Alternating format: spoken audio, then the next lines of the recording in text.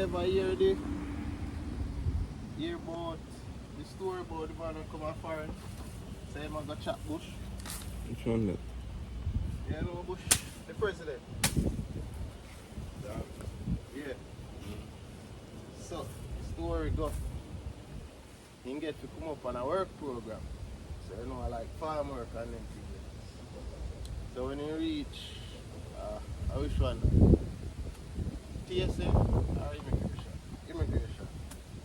Then say, why in purpose to come in our country? So he say, I'm going to chop Bush.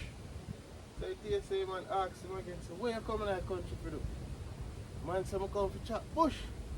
And TSA man say, you really serious? Are you really that? You left come up here for do? Man say, yeah, I'm come for chop Bush. Man say, listen me. Me no thief, me no druggist, me no pimp. You know me is a hard working man. So I stick to my trade and I come and find for just chop Bush and make my money and go back to my yard. And the man said to him, but yeah, he's a madman, I should lock you up. That's how you gonna tell me you're coming here to chop the President of the United States.